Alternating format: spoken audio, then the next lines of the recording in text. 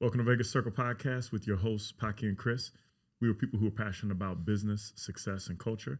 And this is our platform to showcase the people in our city who are making it happen. And on today's podcast, we have a special guest who's making a big impact on the Vegas food scene. Is the co-owner of one of my personal favorites, Tacotarian, and is also the co-owner of Good Morning Kitchen and Cocktail Bar. So welcome to the circle, Regina Simmons. Welcome. So big fan of your restaurant, man. Thank you so much, been killing guys. it. So yeah, we've been doing amazing, and Yeah.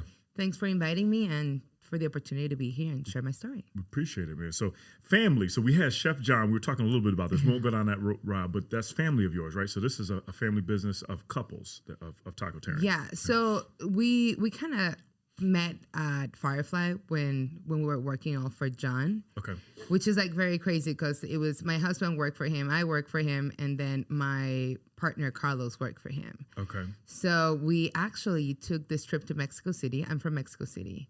Awesome. And we needed to do this work trip, and we were all together. And Carlos's wife, Kristen, she is vegan. So I needed to put an itinerary for her in Mexico City. And I was like, oh my God, this girl's going to starve. She's not going to eat anything. It's going to be so hard. But then when I put the whole itinerary together and I call these restaurants and I look at all these taco shops, and like, I realized it was like the food that we ate that weekend was amazing. It was like so cool and unique that when we came back, I was like, guys, we need to do something. So we just got together, and I always had this dream of opening a Mexican restaurant. My family in Mexico owns restaurants. So I've always seen that. So naturally moving to the States and working for restaurants, I was like, I want to own my own restaurant. Yeah, good for you. Yeah. So then we put together the business plans, the concept, and we came up with Tacotarian. That's awesome. It was like great timing. You know, I think I remember when the first one opened up, it was like a really big vegan movement like in Vegas at that point in time too. So like even like it's almost like a kismet a little bit that you went and had this experience, identified these cuisines and foods, and it really brought it here. When I remember when it came up, it was like all everybody could talk about locally. Yeah. It was like a big deal for locals here to go and try it and experience that. And I feel we did a very good job with the marketing. Like we were just teasing people. I think there was a gap in Vegas. Like there was room, and actually, like I feel the vegan community needed more vegan concepts, right? Agreed. When we start like putting, on Instagram and Facebook and start telling people we're gonna open this concept, and we start teasing them a little bit, that helped us a lot. Because when we opened the doors of the first Tacotarian, it was wild, guys. It was so crazy. There were lines, people. It was so busy. That's an awesome problem to have, though. Yeah. Oh no, it was amazing. That's what like got us so excited. That's why we've been opening a location every year. So we took advantage of the momentum and seeing like the people were liking our concept, and we just duplicated and like open downtown, then Henderson, then Blue Diamond, then San Diego, then Miracle Mile. So you guys have 6 now, right? We have 6 locations, total, okay. 5 in Las Vegas, 1 in San Diego. Okay. But we've done a good job with that. We listen, we understand what people want, and we are just doing a good job at what we know that people like, right? So we're just focusing like, is this working? No, like eliminate it. If this is working, then we say yes, and then we polish it and we make sure we're doing a good job in it, and that's why we're able to open stores so fast. Yeah. I was going to ask you, Chris was going to probably ask about the scaling. So how do you do that? Were you able to scale every year? Because that's very hard to do when one restaurant doesn't work. You know Absolutely. What I mean? We first got we were confident that what we were serving was working, right? So we knew that we have a demand for the product. Something that we work on since the beginning is to focus on non-vegans. That was gonna be my question, is like, how do you bridge that gap? We never promote veganism. We never, like, if you see our name is Tacotarian, plant-based Mexican food. That's like, how you got me. I'm not vegan, and I'm there like every month. Yeah. So even the plant-based and not saying vegan, it's a good move from us because we want people to try our food, right? A lot of times, I mean, we get this all the time. It's like, oh, sorry, I cannot eat it. I'm not vegan. I'm like, do you like guacamole? Do you like margaritas? You're vegan. Yeah. Like that. A lot of times people have this misconception about veganism, and vegan food is just like broccoli or salads. Yeah. So we want people to try us. So we don't push in that veganism part because it's not what we're made of. What we are proud about is we serve good Mexican food. And our food is delicious. Our seasonings are good. So we know that if you try our food, you're going to come back. Yes. Yeah. And till today, like 70% of our customers are not vegan. That's why we open so many stores. Wow. Because you're not able to survive with this concept with just vegans. And we understand it. And we do want people to understand that you don't have to be vegan to eat vegan food. Yeah. You know, anybody can eat enchiladas, or, tacos or whatever. It's just... Especially because of the health movement, right? Like everybody's trying to get health conscious. You get older, you know what I mean? You got all of that. We're in you're picking a great area, Vegas, San Diego, great markets. But I just love the fact of having a different option. You know what I mean? That's the biggest thing for me is I can't eat like beef and steak all the time. So it's nice to just have that option to switch it up. Yeah. And that's what we want people to like understand. It's like you can still eat good food, delicious food, but healthy food, you know? And don't get me wrong, not all vegan food is all healthy, you know? Like if you stuff yourself with like chips and nacho cheese all day long, it ain't gonna be good. But we have a lot of great options there that, you know, it's just good for people. Yeah, and when you're developing that concept, so, kind of go back a little bit, when you went to Mexico City and you kind of had this, experience navigating where tacos are Hispanic food or Mexican food in general, it seems to be a great mix for vegan food because there's a very big focus on meat, but also to your point, I could have just a cheese quesadilla and that's a vegan and that's totally fine and it's great. So when you're developing that concept, how hard do you push on being more plant-based versus trying to mimic like the experience of people that are not vegan that have a meat alternative? Well, there's like a combination there because we understand that there's half of the people that want to remember how tastes like. And we have people that hate fake meat and they would be like, I would not eat nasty. that. So that's something that we understood since the beginning. And that's why we have 14 different tacos where you can have, the carne asada that we make, or you can have an avocado taco or a veggie taco or there's really variety for everyone.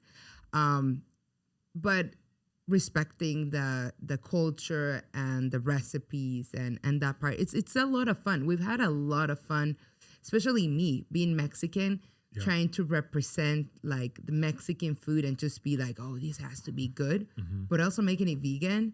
It's been fun. It's difficult. It is difficult, but it's doable.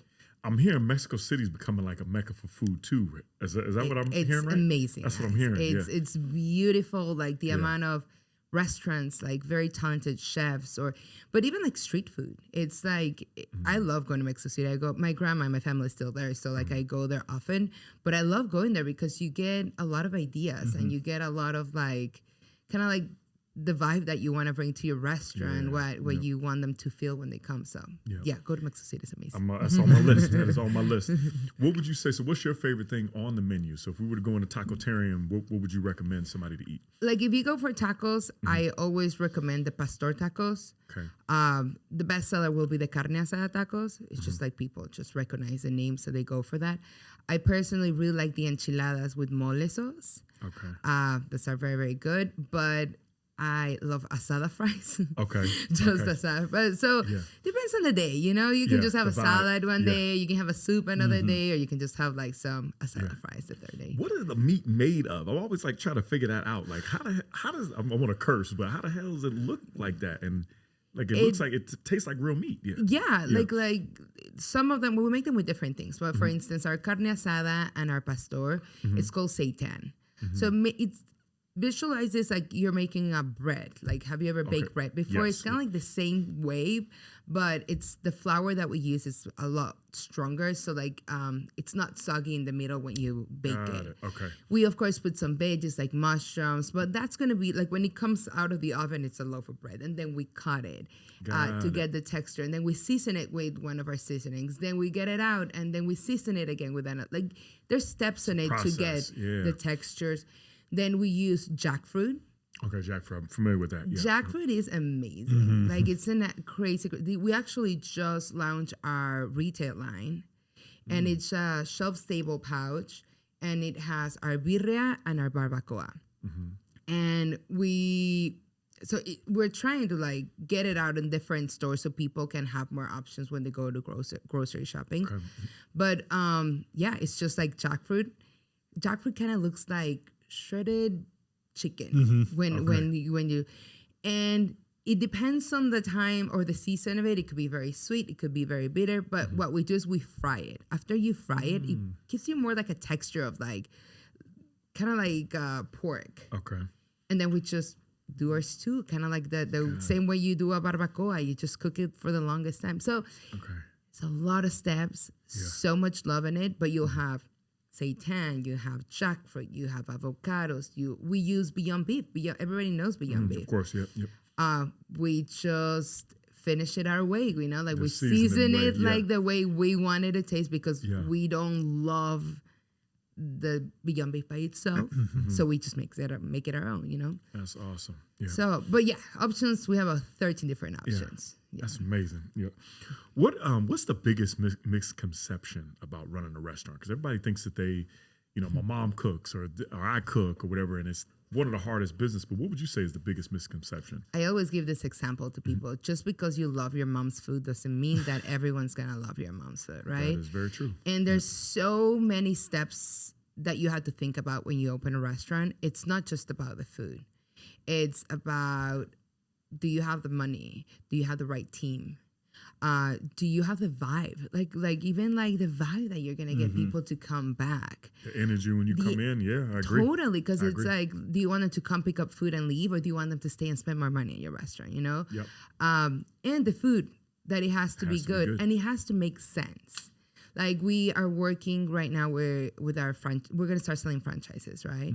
So we are working with our recipes and the products that we're buying and what makes sense, what people are really appreciating or will miss if you remove it. Like it's very interesting when you're starting to scale. Yep. It's hard for me because like I'm in charge of the kitchen, so I want to make sure like everything is traditional and this has to be like my grandma told me has to be done. And when you're scaling and where you're growing, what's important to you doesn't mean it's important for everyone. So I think people think that when you open a restaurant, it's just super easy and it's just because you love your food, but you have to analyze so many parts of opening a restaurant just to make sure that you're going to do it correctly. I think every time my people ask me like, what should I do? I'm like, create a business plan. Just put everything on paper and make sure everything makes sense. When you check everything on your business plan and it's like, okay, perfect, then open it. But don't just open to open because you love your mom's. Yeah. I remember we had Natalia on, from Big B's Barbecue, and she said the same thing. Actually, she was in you guys' plaza there. Remember Big B's Barbecue? Oh, yeah. She moved. So we had Natalia on, her and her husband, and she said the same thing. It's like the finances have literally got to be right. And if you don't, that's how they fall apart so quick. And it has to make sense. Like I feel sometimes people have so much passion to open their restaurants that they're like, okay, I'm ready. It's like, no, you're not ready. Like they're like, what if nobody comes in for the first 6 months? Do you have enough money to support those 6 months with no one here? So, I think a lot of us learned that during the pandemic. Yes. Like how to get through, because you guys fought through the pandemic and things like that. It's extremely hard. It was very, very hard. And even now, the times that we're leaving right now, like the restaurant industry for everyone, like everyone's probably 20% down in sales right now. So it's difficult for small businesses because you have to get creative and, find ways to bring people in. Why is this customer going to pick you and not someone else if money's tight in our community, right? So it's a tricky time, but it's the moment where you get creative and work as a team and like try to figure out ways to keep your customers happy and make sure they come back and they pick you as a place that they're going to go out that week. That's powerful. And how do you kind of create that consistency? I know a lot you talked about, kind of establishing these recipes and these plans and, continuity a little bit, but as we all know, if somebody goes to a restaurant and have one bad experience, right? They have one bad taco. Write a review on everything. Write a review and they're gone and never coming back. And, obviously the most important thing to me in a restaurant is I want to, have the same experience when I'm going and picking and choosing this restaurant. As you're expanding now, 6 restaurants and trying to take this a larger scale, you have your hands less in the pot. And I know that's for anybody who creates something as unique as this, it's hard to navigate that. But, how do you ensure that consistency just all the time? Like to make sure you're always giving that best experience? Well, that's a good question because it happens definitely when we started growing, that was one of our frustrations because you will go to a store, you will do your training at a store and missing something. Yeah. Yep. And we'll have I would say very passionate Mexican women in our kitchen that will be like, no, this is wrong. You should do more of this here. And they'll be like, no. You mess up the whole concept. So I'll be like, I appreciate your feedback, but we need to all agree on it, because there's so many locations that have to be on the same page. So first being involved, you have to be present or train the team that is going to be present for your locations, right? And they creating systems. We have very good systems with our kitchens, our front of the house, for training, communication, just telling them if this is not working out, I appreciate your feedback. You bring it out to me, then we change the recipe and then we communicate it to all the teams, right? There's steps in every way, but also listening to them. Yeah. Because I think it's always important that we get feedback. So many specials that we put on our menu, they were literally specials that our staff made for employee meals. And we loved it and we incorporated it in our menu. So that's creative. Yep. I think part of our growth, I always tell people our staff has been so supportive and so nice to us that help us grow. We're where we are because of them as well. Yeah. But it's really being present and creating good systems where you are able to see if something's wrong or something. And with customers too. We listen to our customers. So yes, we hate Yelp. Yes, we hate all the just like any restaurant owner. We don't like them. Okay. I love that you being honest about that. Yeah, man, no. Yeah, It is true because again, you'll have a customer says I've been to Tacotarian 100 times, and today they gave me the wrong taco. I would never go back again. And you're like, what about the 99 other times? Yeah. It's what happened here? But we are hands-on. We'll communicate with them right away. And we'll be look, let us make this right. We want you to come back. Even with our staff on the floor, we train our front of the house staff to act in the moment. If you see someone is upset, someone didn't eat their food, you have to fix it. Yeah. I always tell people, we don't make money because people come one time. The only way we make money is we convince them to come back, right? So we're going to do anything in our power as a team to convince every person here to come back. That's how we think about it. So if you are not happy today, my goal is to convince you to come back and give me a chance again. Yeah. So we're very hands-on in that part, making sure, we give a good experience and our staff has the confidence, maybe give a free margarita for next time or free taco or or sometimes even comp your check if it's necessary. Yeah. But if you act while you're in the restaurant, most likely you will save a bad review. That's awesome. So you really got to pay attention to people's body language and see what they're all about. That's really what's the sales done is the experience is done, and that's not really how good experiences are made. You have to get them through the process. Yeah. and what are we gonna do so these people come back? That's always my goal. What are we doing? And I heard you say you're in the kitchen. So are you a chef by trade? No, I am okay. Curious, it's so crazy because we're two couples, right, that own Tacotarian. And it kind of started organically. We all started to taking our positions. I speak Spanish, so obviously I always help the kitchen more because most of our people in our kitchen speak Spanish. So I organically just start moving to, recipes, purchase, distribution. We have 2 commissaries, so creating all the recipes for commissaries. They plan for the distribution for all the stores every day.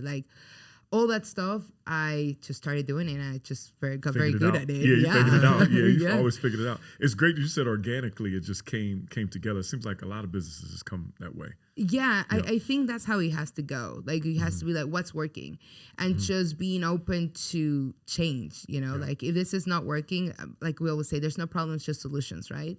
So if this is not working out, how are we gonna fix it? How are we gonna work through it? So we have Kristen, who's in charge of marketing. We have Carlos, which is in charge of front of the house. Then my husband, which is like the brain, so he does all the numbers and back of the house. And then I do all the kitchen, special events, purchase and distribution. So so we just found our niche, And that's another reason why we grow fast too. Because we found our corners, we just focus on what we're supposed to do, and we do a very good job on what we're supposed to do. That's awesome. We just move and grow. Got the right partners, man. That's great. Yeah, that's hard to be able to do. Yeah. Do you think that, you know, because this is a vegan restaurant by, you know, design, but does it create like less like inflationary pressures, like you're seeing like now with the cost of, you know, chicken and beef increasing very dramatically? Like, does this kind of hedge you a little bit against some of that experience, or do you feel that same pressure when you start to see that food supply constraints? Look, we also have a breakfast concept, right? So I see the struggle with my team there, with our food costs there, and I'm just like, what's happening here, you know? And where yes, prices are going up on veggies and stuff like that. Since we have a commissary, we can control a little bit more of that. Like, I think opening the commissary was brilliant for us because we not only have the control of the recipe and consistency with our 6 stores, we can control the food cost there as well. So a lot of times when you have so many locations, the waste in a kitchen, that could kill you. So imagine. So we are very like, there's very minimal that our small locations have to do because everything comes pretty much finished for them. So I only have to really focus on commissaries and their food costs because the rest are only gonna get deliveries. That makes sense. So it makes my life so much easier doing it that way. And the stress, man. Yes. Yeah, you lose your mind. I do got a question about just marketing wise, man. Like, what's the smartest investment you guys have made on building the brand and maybe if advertising? I know you guys probably do a lot of word of mouth, you know, marketing. But what do you guys spend, you know, for marketing side, or is there a specific area that you guys? We don't really spend that much money on marketing. Okay. Yep. So Kristen too, like organically just learned her way in through while having Tacotarian. Okay. She's taken like tons of classes and stuff. But most of it is just our social media that we use. Good job. Yeah. And being in the community, I think like people don't really understand how important it is to be part of the community because the word of mouth really happens there. Yeah. So we partner with a charity every month and we donate a percentage of our sales to them, which is good too because we don't only bring awareness to the charity and tell people about it, but you know, you're out and you're doing events with them and people seeing you care about your community. Yep. And then, you know, any events from a tiny little school asking us, like we were having a meeting today. I'm like, oh yeah, I'm doing like a chili competition. And they're like, what? And oh yeah, I'm going to this school in San Diego and we're going to do a chili competition. And like, people will be like, why are you wasting your time going to a chili competition for a school? But it's like, that makes such difference. Yeah, I get it. When people see you, when people talk to you, it's a totally different experience than me sending you a flyer to your house, right? So there's a different kind of like, you know, when I give you something, you give me something back. It kind of works like that. Very much so. And we've done that. Like any event or festival, we do a lot of festivals, we do a lot of events, and we work a lot with, you know, Clark County and the city, and like they have events. We're always putting our list in it. Festivals like, you know, like EDC when we were young, all that we do it because, you know, they put their name on their websites. They have a huge following, and you know, all these festivals don't really have vegan options. So like a whole different piece, a lot of these festivals like having us because they want to give variety to the people that are going to their events, Very right? much so, yeah. So I think that, like marketing wise, I think people don't really understand how much value it has to be part of the community. That's good. That's great. Got to talk about Good Morning Kitchen. So what can you share the concept? I have that's on our list to check out because I've heard great things. But what can you kind of share? What it's all about? Good Morning, it was interesting because we were looking for a commissary for Tacotarian, and it was during COVID time. Oh, okay. So we're like, so we found this place, and it was, these people just left because after COVID, and kitchen was like built, like equipment, everything in there. But it was huge for another Tacotarian, too close to another location that we had. So we're like, okay, we can do the commissary at night, but let's just open a breakfast concept in the morning so we can like take advantage of the space. So that's how Good Morning started. Yeah. And then we're like, okay, we can just do breakfast and coffee, but then there's like 100 coffee shops in Old Rainbow. So we're like, let's just do breakfast and cocktails. You know, who doesn't like to drink at 10 a.m.? Yeah. So It's crazy. Chris he said at 10 a.m. Especially a nice Bloody Mary. You got me. yeah. So we And you're in Vegas, so I get it. That makes so much sense. we built a very good cocktail program, and then we just pair it with like breakfast, and I think that's what pulls apart from everyone else on the same street. Sure.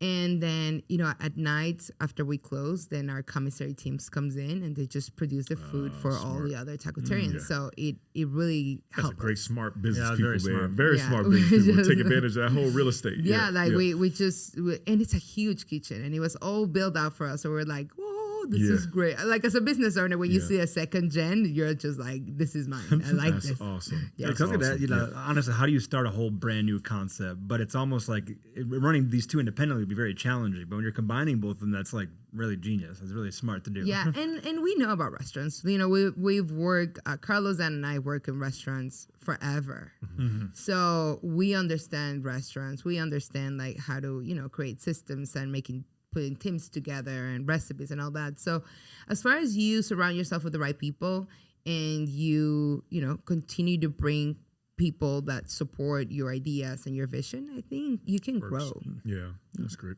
Yeah, you guys are great, man. I could talk with you for hours. Business advice, life advice. I always ask people this. I just want to understand your mind. Like, what's one lesson that every entrepreneur should hear that's made the biggest impact on yourself?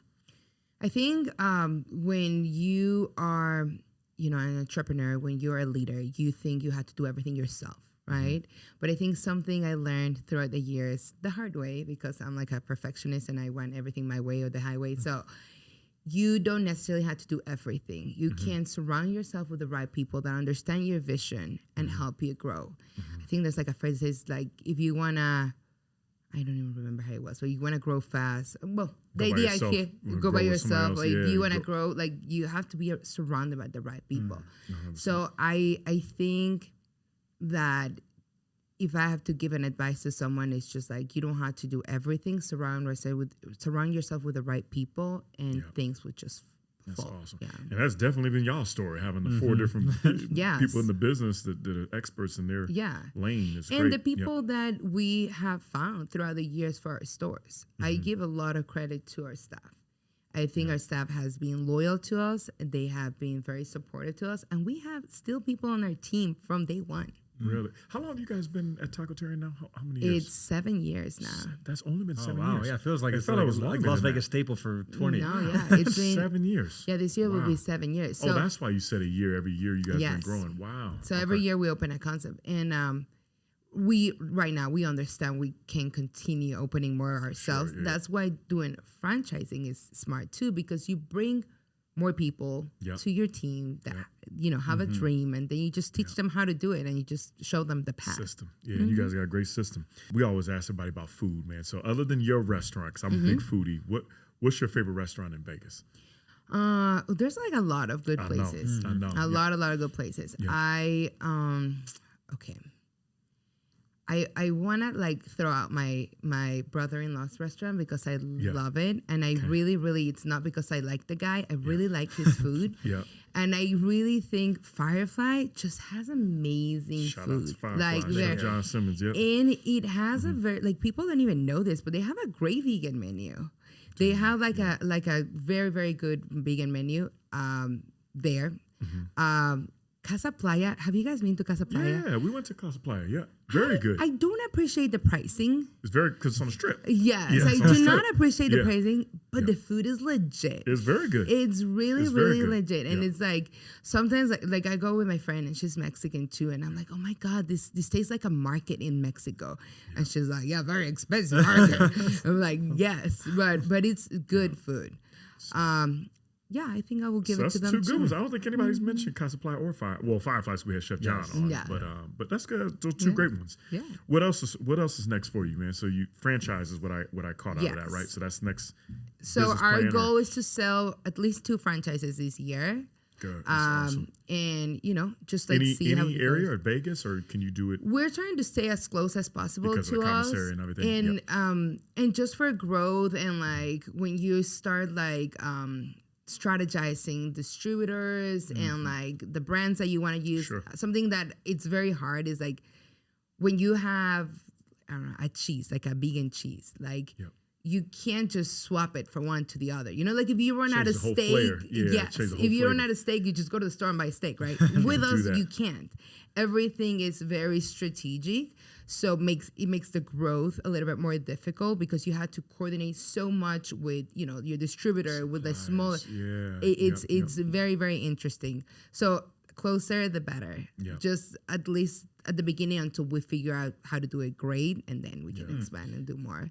And then we are putting a lot of love and energy into our retail line.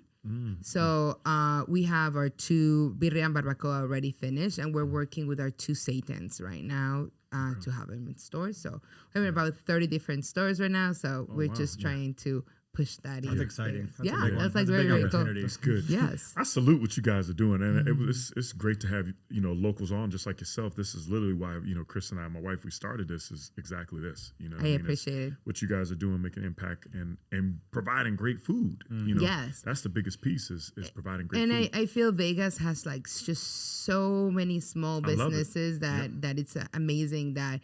I do a lot of events, and I love seeing all the small businesses thrive and, like do things. And like, I think it's very, very cool.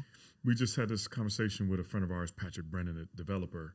And it's so great. Like everything is coming off the strip because we're getting, you know what I mean? I know you have a place on the strip, obviously Miracle Mile, which is awesome, but it's nice for locals to have something off the strip. They don't have to deal with the traffic, and we're getting so much great food. Absolutely, and it's nice to see also this like chefs getting opportunities, like 100%. Coming from the strip and like like living their dream and opening their concepts and their own restaurants, and they're being successful. Yeah, that's the other. That's the coolest part, and they're working for themselves. I mean, that's always cool to see. That's 100%. A great point because you don't very rarely see an off the strip go to the strip. You see from other states coming to the strip, but it's very nice to start seeing that internal dynamic moving to that, give that local experience more national exposure. Yeah, 100%.